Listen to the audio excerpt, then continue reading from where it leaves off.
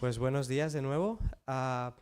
Hoy cerramos nuestra serie en la carta de Pablo a los romanos, que la hemos hecho en dos partes. Hicimos los primeros 8 capítulos antes del verano y después del verano pues los 8 restantes. Y hoy llegamos al capítulo 16. Así que os invito a encender vuestras Biblias en Romanos 16 y voy a estar leyendo en la Nueva Traducción Viviente. Y dice así Pablo en el capítulo 16 de Romanos: Les encomiendo a nuestra hermana Febe, quien es diaconisa de la iglesia en Cencrea. Recíbanla en el Señor como digna de honra en el pueblo de Dios. Ayúdenla en todo lo que necesite, porque ella ha sido de ayuda para muchos, especialmente para mí. Den mis saludos a Priscila y Aquila, mis colaboradores en el ministerio de Cristo Jesús. De hecho, ellos una vez arriesgaron la vida por mí. Yo les estoy agradecido, igual que todas las iglesias de los gentiles. Den también mis saludos a la iglesia que se reúne en el hogar de ellos. Saluden a mi querido amigo Epeneto. Él fue el primero de toda la provincia de Asia que se convirtió en seguidor de Jesús. Denle mis saludos a María, quien ha trabajado tanto por ustedes. Saluden a Andrónico y Junias, judíos como yo, que estuvieron en la cárcel conmigo. Ellos son muy respetados entre los apóstoles y se hicieron seguidores de Cristo antes que yo. Saluden a Amplias, mi querido amigo en el Señor. Saludos también a Urbano, nuestro colaborador en Cristo, y a mi querido amigo Estaquis. Saluden a Apeles, un buen hombre aprobado por Cristo. Y den mis saludos a los creyentes de la familia de Aristóbulo. Saluden también a Herodión, judío como yo. Saluden a los de la familia de Narciso, que son del Señor. Den mis saludos a Trifena y Trifosa, obreras del Señor, y a la amada Pérsida, quien ha trabajado tanto para el Señor. Saluden a Rufo, a quien el Señor eligió para hacer lo suyo, y también a mi querida madre, quien ha sido como una madre para mí. Den mis saludos a Asíncrito, Flegonte, Hermas, Patrobás, Hermes y a los hermanos que se reúnen con ellos. Saluden también a Filólogo, Julia, Nereo y su hermana, y a Olimpas y a todos los creyentes que se reúnen con ellos. Salúdense unos a otros con beso santo. Todas las iglesias de Cristo les envían saludos. Y ahora, mis amados hermanos, les pido más. Tengan cuidado con los que causan divisiones y trastornan la fe de los creyentes al enseñar cosas que van en contra de las que a ustedes se les ha enseñado. Manténganse lejos de ellos. Tales personas no sirven a Cristo, nuestro Señor, sirven a sus propios intereses. Con palabras suaves y halagos engañan a la gente inocente, pero todos saben que ustedes son obedientes al Señor. Eso me llena de alegría. Quiero que sean sabios para hacer lo que está bien y sigan siendo inocentes en cuanto a toda clase de mal. El Dios de paz pronto aplastará a Satanás bajo los pies de ustedes. Que la gracia de nuestro Señor Jesucristo sea con ustedes. Timoteo, mi compañero de trabajo, les manda saludos, igual que Lucio, Jasón y Sosípater, judíos como yo. Yo, Tercio, quien escribo esta carta de parte de Pablo, también les envío mis saludos como uno de los seguidores del Señor. Les saluda Gayo. Él es quien me hospeda y también recibe en su casa a toda la iglesia. Les envía saludos Erasto, el tesorero de la ciudad, y también el hermano Cuarto. Que toda la gloria sea para Dios, quien puede fortalecerlos tal como expresa la buena noticia. En ese mensaje acerca de Jesucristo se ha revelado su plan para ustedes, los gentiles, un plan que estuvo guardado en secreto desde el principio del tiempo, pero ahora, tal como lo predijeron los profetas y el Dios eterno lo ha ordenado, ese mensaje se da a conocer a todos los gentiles en todas partes para que ellos también puedan creer y obedecerlo a Él. Toda la gloria sea para el único, sabio Dios, eternamente por medio de Jesucristo. Amén. Bueno, si ya has tenido hijos, siento que no te encontrarás con este capítulo antes, porque aquí tienes una lista de nombres para ponerle, y si pues estás a punto de tenerlos, pues dale un repaso, ¿no? Sería muy bonito tener por aquí por la iglesia correteando al pequeño Aristóbulo, o a la petita Priscila. Bueno, Priscila es más común, ¿eh? Pérsida, sí. Bueno. La comunidad detrás de la misión. No sé si os pasa a vosotros pero cuando acaba una película y empiezan los créditos, la mayoría apagamos la tele o nos levantamos de la butaca del cine, ¿no? Salvo que sea una peli de Marvel que te tienes que esperar 5 minutillos más porque hay una escena que no te puedes perder si quieres seguir viendo la saga, ¿no? Los créditos cuentan la historia real de quien hizo posible la película, ¿no? Los técnicos, los extras, los músicos, personas que nunca aparecen en escena pero han hecho posible la realización de la película, ¿no? Bueno, Romanos 16 son los créditos finales de la carta. Una larga lista de nombres que muchos pasarían por alto, pero que Dios ha puesto ahí para mostrar que su obra no depende de protagonistas y de grandes nombres, sino de lo que Él hace a través de muchos y diversos, diferentes. Y hoy vamos a mirar estos nombres y descubriremos qué dicen de nosotros o qué nos dicen a nosotros. Entonces lo que vamos a hacer es primero ver un poco esos nombres y luego sacar 4 conclusiones, ¿vale? 4 enseñanzas para nosotros. A la primera persona que se le menciona, que Pablo menciona en la carta, los primeros 2 versículos, es Febe. Y casi todos los comentaristas están de acuerdo en que probablemente a Febe se le encomendó la tarea de llevar la carta que Pablo escribe a los romanos, de hacer de cartera, ¿no? Alguien dijo que Febe fue portadora en sus manos del propio evangelio, ¿no? Porque la carta de los romanos es la carta por antonomasia del evangelio, ¿no? Pablo está en Corinto escribiendo la carta a los romanos y le pide a Febe que la lleve. A Febe la llama nuestra hermana y la reconoce como diaconisa, como servidora o ministro de la iglesia en Cencreas, que era el puerto marítimo de la ciudad de Corinto. También dice que Febe ha ayudado a muchas personas, incluida el propio apóstol Pablo. Y cuando el término original que utiliza para ayudar es prostatis, que significa benefactora, patrocinadora. Por lo tanto, Febe era una mujer pues, con buena posición económica y había usado los recursos que Dios le había dado para ayudar a la iglesia, para aportar a la misión, al desarrollo de la misión, para ayudar a muchas personas allí en la iglesia, y el propio Pablo también es receptor de la generosidad de Febe.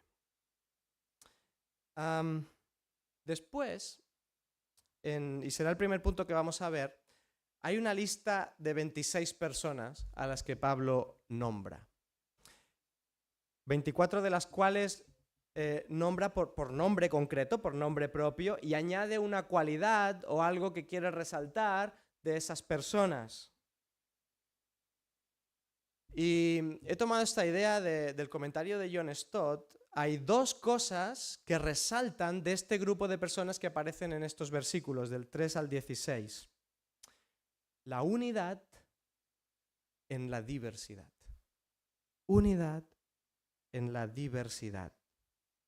Así que vamos a ir conociendo un poquito a esta gente. Y dejadme que empiece por la diversidad, en primer lugar. Los cristianos en Roma eran muy diversos, diversos en raza, diversos en sexo, diversos en rango social. En cuanto a raza, había judíos y gentiles. En cuanto a posición social, es muy interesante porque la arqueología confirma que hay inscripciones en tumbas del primer siglo que indican que Amplias, Urbano, Hermes, Filólogo y Julia eran nombres comunes entre los esclavos de aquella época. Algunos de ellos eran libertos, esclavos que habían sido puestos en libertad. Y otros, de los que se mencionan, tenían relación con personalidades de la sociedad de la época. Los comentaristas consideran muy probable que Aristóbulo fuera nieto de Herodes el Grande y amigo del emperador Claudio. Y que Narciso, del versículo 11, era conocido, rico y poderoso liberto que tenía gran influencia sobre el emperador Claudio. No es que necesariamente todos estos nombres fueran personalidades cristianas ellas mismas, sino que sus casas todavía existían y en ellas había cristianos. El teólogo inglés y erudito rabínico Lightfoot dice que entre las personas a las que Pablo saluda en la carta a los romanos estaban incluidos por lo menos algunos miembros de la casa imperial romana. Observamos también en el versículo 13 a Rufo, que antes me decía Rebeca, suena nombre de perro, casi el... Rufo. Probablemente Rufo fuera el hijo de Simón de Cirene. ¿Os suena este nombre? ¿Simón de Cirene? Simón de Cirene es aquel que ayudó a Jesús a cargar la cruz en la última parte del tramo hacia el Gólgota. Y Marcos, el evangelista Marcos, que escribe su evangelio desde Roma, nos dice que Simón de Cirene tenía 2 hijos, uno era Alejandro y el otro era Rufo. Algo interesante en cuanto a la diversidad de la iglesia en Roma es el género. 9 de las 26 personas que Pablo menciona son mujeres. Fijaos, Priscila, María, Junias, Trifena, Trifosa, Pérsida, la madre de Rufo, Julia y la hermana de Nereo. Es evidente que Pablo las tiene en muy alta estima. Señala particularmente que 4 de ellas, María, Trifena, Trifosa y Pérsida, son mujeres que han trabajado muchísimo. Muchísimo. Priscila se menciona delante de su esposo, no solamente en la carta a los romanos, también en otra de las cartas de Pablo.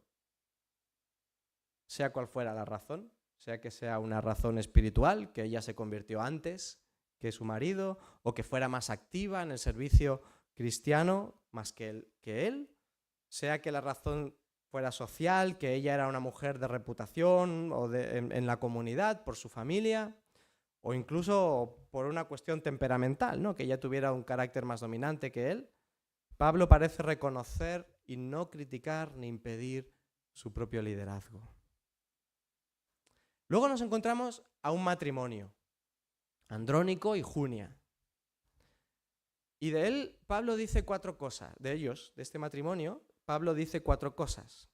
Dice que son judíos como él, que han sido encarcelados con él, que se convirtieron antes que el apóstol Pablo y que son destacados entre los apóstoles. Es decir, aquí la palabra apóstoles no se refiere a los 12, se refiere a esa gente que las iglesias enviaba para extender el evangelio, los enviados a extender el evangelio por la región, ¿no?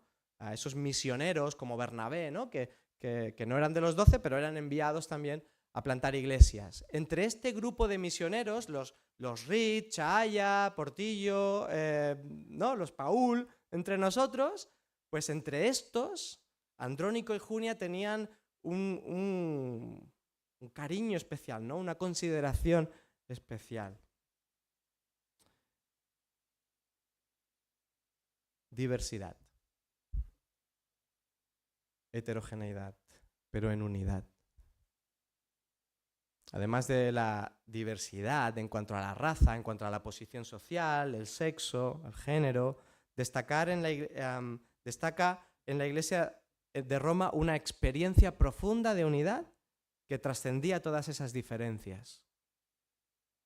La razón, como Pablo escribirá a los Gálatas, es que en Cristo no hay judío, ni griego, ni esclavo, ni libre, ni hombre, ni mujer, sino que todos somos uno en Cristo. Y la lista de saludos que hemos leído contiene varias indicaciones de la unidad dentro de la iglesia. Fijaos, hasta en 3 ocasiones Pablo describe a sus amigos expresando que están en Cristo. Versículos 3, 9 y 10. Una vez los describe como reconciliados con Dios en Cristo, en el versículo 7. 5 veces dice que están en el Señor, versículos 8 y 11 al 13. Y 2 veces usa el lenguaje de la familia, ese lenguaje que Pablo utiliza a veces de mis hermanos, mis hermanas, versículo 1 y versículo 14. Habla de algunas personas en términos de mi querido, mi querida. Y menciona dos experiencias al menos que fortalecen la unidad. Estaréis de acuerdo conmigo y con el apóstol en que ser compañeros de trabajo nos une. En el versículo 3 y en el versículo 9 habla de estas personas que han sido compañeras de trabajo del apóstol. Y luego en el versículo 4 y 17, compañeros en el sufrimiento. También el sufrimiento nos une, nos acerca los unos a los otros. ¿Cómo se manifiesta en la práctica, en la iglesia en Roma, la unidad en la diversidad? Bueno, sabemos que la iglesia en Roma se reunía en casas, en diferentes casas alrededor de la ciudad. Y la gente de esa casa pues asistía a ese grupo de hogar y las que vivían cerca pues asistían también a ese grupo, ¿no? Dice John Stott que tolerar una división étnica en las iglesias caseras en Roma hubiera sido algo totalmente incompatible con el firme argumento de Pablo en los capítulos finales de la carta. ¿Cómo podrían los miembros de la iglesia aceptarse unos a otros y cómo podrían con un solo corazón y una sola voz glorificar a Dios y Padre de nuestro Señor Jesucristo si adoraran en diferentes iglesias caseras segregadas por criterios étnicos o de cualquier otro tipo? Una organización así, dice Stott, sería perjudicial para la unidad en diversidad que debe poner de manifiesto la iglesia local. Y esto nos sirve para el día de hoy también, ¿no? Pues supuesto que es un hecho que a la gente nos gusta adorar y convivir con los de nuestra propia clase, condición o mismo momento vital. Y cuando digo adorar no me refiero a cantar alabanzas. Cuando hablo de adorar me refiero de cuál es la respuesta de toda nuestra vida y todas las áreas de nuestra vida a lo que Dios ha hecho por nosotros, ¿no? Entonces, ¿cómo adoramos desde nuestras relaciones, desde el trabajo, desde las responsabilidades, desde formar parte de una iglesia local, desde la crianza, la ética o la misión? La heterogeneidad es esencia de la iglesia. Un espacio donde Jesús ha tirado todos los muros que nos separaban. Por eso es que, además, la visión que nos ha dejado de la iglesia triunfante, la iglesia restaurada que vendrá a buscar Jesús en su segunda venida, dice Apocalipsis 7, es una multitud tomada de todas las naciones, de todas las tribus, de todos los pueblos y lenguas que cantan alabanzas a Dios a una sola voz, unidos.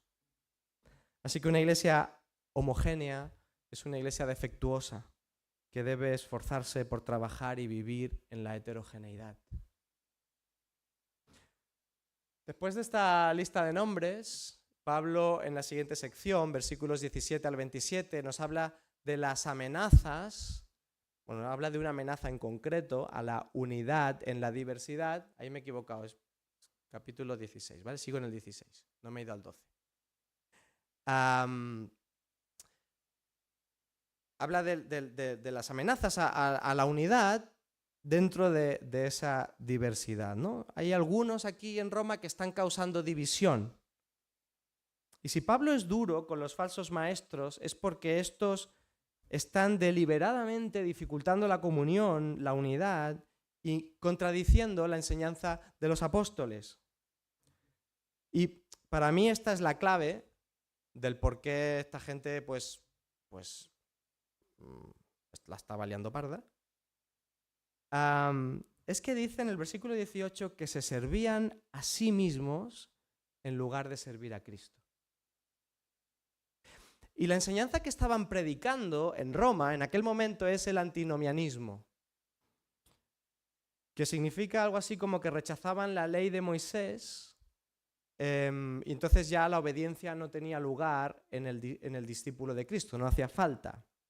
Simplificando mucho, venían a decir, como yo ya soy salvo, como Dios me ama, como he sido perdonado, ya no importa que viva en cosas que no agradan a Dios o en deliberada desobediencia de Él. Eso es lo que estaba pasando en Roma en aquel momento, ¿no?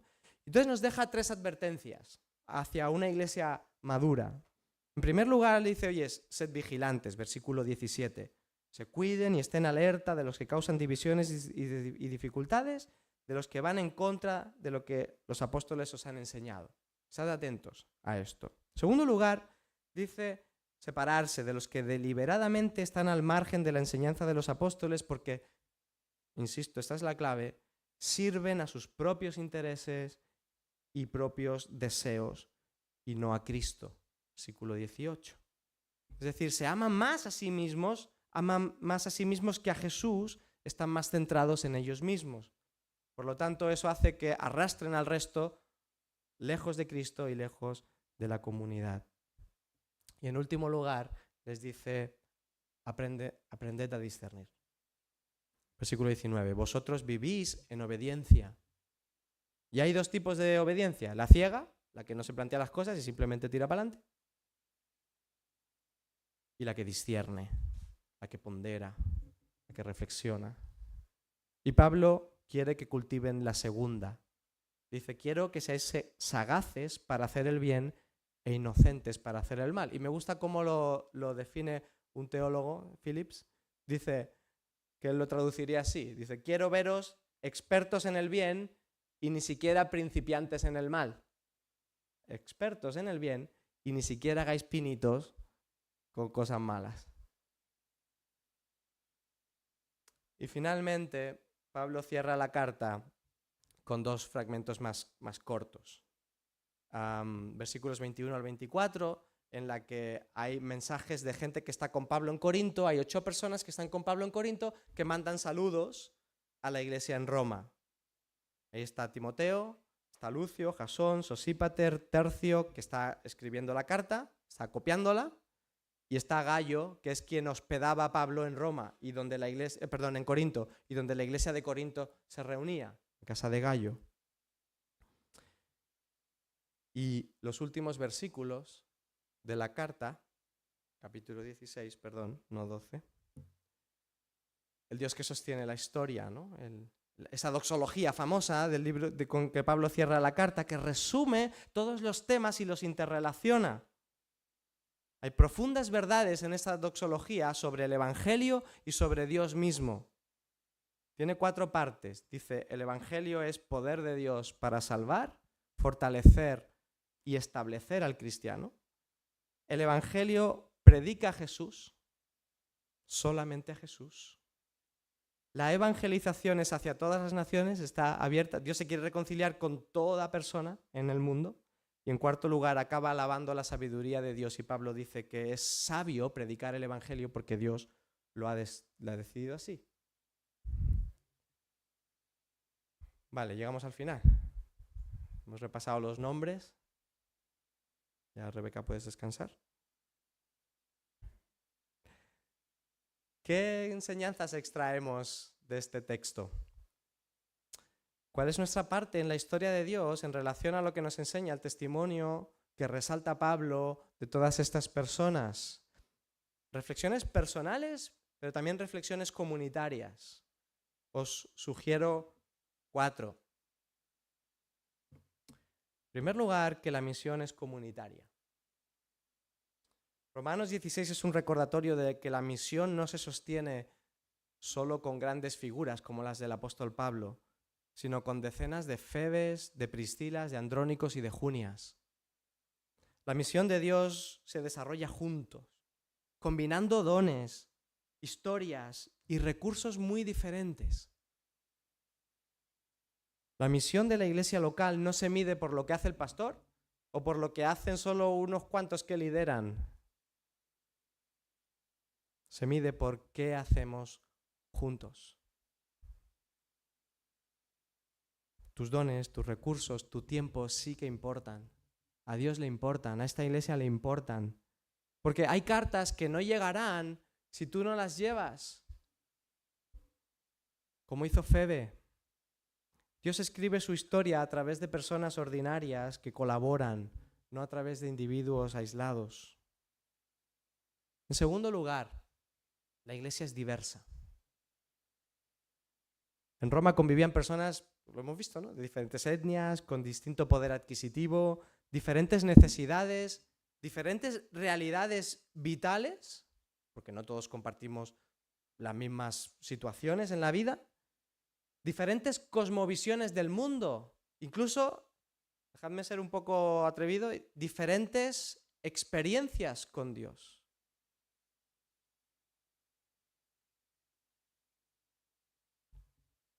Diferente carácter, diferentes énfasis, hombres, mujeres, líderes, siervos anónimos trabajando juntos. Y esa heterogeneidad no es una debilidad. Es la prueba de que el Evangelio derriba muros y produce una nueva familia, una nueva sociedad, como dice Pablo, una vida de iglesia homogénea, en grupos cerrados. Dentro de ella nunca podrá mostrar la belleza del Evangelio, porque el Evangelio reúne a quien nunca se reunirían por sí solos para estar juntos. La misión es comunitaria, la misión es diversa. En tercer lugar, cada historia, cada recurso y cada vida suman a la obra de Dios. Este pasaje nos revela, resalta que Dios usa a benefactoras como Febe, con sus recursos, con su gran generosidad, que no piensa en ella misma, piensa en Dios primeramente y piensa en los que tiene a su alrededor. Dios usa a maestros como Priscila y como Aquila, a misioneros enviados como Andrónico y Junia, que fueron por otras partes del imperio estableciendo iglesias. Dios usa a trabajadoras incansables como Trifena, Trifosa y Pérsida, a personas anónimas que sostienen la iglesia con su hospitalidad. El llamado es a involucrarnos desde lo que tienes, tus dones, tu tiempo, abriendo tu casa, activo en la oración. Involúcrate arriesgándote como Priscila y Aquila, que dice Pablo que pusieron su vida y su prestigio en juego. Significa que la involucración no siempre es cómoda, no siempre será segura. La involucración en la misión y en la comunidad de fe requieren decisiones de riesgo. No pidas a Dios comodidad, sino el carácter de un discípulo de Jesús para abrir tu hogar, para invertir económicamente, para servir donde nadie quiere, para reconciliarte con alguien, para dejar tu zona de confort. Y no hace falta ser elocuente, ni popular, ni carismáticos, ni tener muchos ceros a la derecha en la cuenta bancaria, sino ser constantes. La iglesia local no se desarrolla a través de momentos esporádicos, sino con perseverancia, con fidelidad regular. Y en último lugar, un solo cuerpo donde el amor sostiene todo lo que hacemos. Un solo cuerpo donde el amor sostiene todo lo que hacemos. Necesitamos unidad y transversalidad desde la experiencia conjunta en el Evangelio. Pablo no solo saluda a las personas, las honra, las ama. Les recuerda su sacrificio, los resalta, los riesgos, el trabajo que están realizando. La iglesia no se desarrolla donde se trabaja juntos, pero se ama poco. Expresiones como en Cristo, en el Señor, hermanos, mis queridos, no son frases religiosas, son declaraciones teológicas de identidad y de comunión. Involúcrate no solo en actividades, sino en relaciones, en amistades amplias, en grupos pequeños, en mentorías, en preocuparnos los unos por los otros. Forma parte de la comunidad, no seas un espectador. Esto va de vínculos profundos desde nuestra identidad y nuestra vinculación en Cristo, y eso es un milagro social. Aquí vemos a personas que no se relacionarían ni se unirían entre sí si no fuera Cristo quien nos une. El Evangelio nos lleva a romper las barreras, a salvar las diferencias. La unidad no se da por sentada. Bueno, la damos por sentada en tanto en cuanto el Espíritu la ha dado a la Iglesia, pero nos toca cultivarla, nos toca cuidarla y no romperla. Busca a los diferentes, no solamente a los parecidos. No solo a los parecidos generacional, social o espiritualmente, a los que prefieres de manera natural. La iglesia madura no es la que no tiene conflictos o dificultades, sino la que sabe afrontarlos unida. Hablemos bien unos de otros, evitemos o cortemos los rumores, corrijámonos los unos a los otros en amor, Pidamos discernimiento frente a las enseñanzas o praxis erróneas. Busquemos la reconciliación. De gracia recibisteis, dad de gracia. Mostremos la misma gracia que Dios nos ha concedido a cada uno de nosotros cuando valoremos o reconozcamos a otros. Romanos 16, y con eso termino, nos abre una ventana a lo que Dios considera digno de ser recordado. Nombres, personas, vínculos, esfuerzos y fidelidades que no aparecen en las portadas, pero sí en el corazón de Dios. El día que la generación de esta iglesia, la generación actual, que formamos parte de esta iglesia, el día que esta generación seamos un párrafo en la historia de esta iglesia, ¿qué historia contará Dios de nosotros? ¿Qué tipo de comunidad verán o dejaremos a los que vengan después? Que Él encuentre una iglesia donde cada nombre significó amor, servicio, unidad y misión. Una comunidad donde nadie fue un espectador, donde todos pusimos algo sobre la mesa, ofreciéndoselo al Señor, una familia comprometida con dejar un legado digno de Cristo. La lista de nombres que participan en la obra de Dios siempre está abierta. Dios no pide currículum, pide disposición, obediencia y perseverancia. Y en esa lista de Pablo cabían esclavos, poderosos, mujeres, hombres, nuevos creyentes y veteranos, familias conocidas y discípulos anónimos. Tal vez tú piensas que tu nombre es demasiado pequeño, demasiado roto o demasiado reciente. Pero si Cristo te ha llamado, formas parte de esta comunidad. No porque seas suficiente, sino porque Él te ama, te llama y te capacita. Tú puedes estar en la historia de Dios si decides entrar, servir, amar y caminar junto a otros. Acaba Pablo: toda la gloria sea para el único sabio Dios, eternamente por medio de Jesucristo. Romanos termina en adoración, con una frase de adoración integral. El llamado esta mañana es a ser un adorador desde la iglesia local. La iglesia y la misión existen para la gloria de Dios. Y ser parte de ello no es activismo, es entrega, es gratitud, es adoración, es una parte, no toda, pero es una parte de nuestra adoración a Dios. Pues que el Señor nos ayude a aplicar lo que hemos escuchado en todos esos 16 capítulos de la carta a los romanos y a reflexionar sobre ello. Vamos a acabar en oración.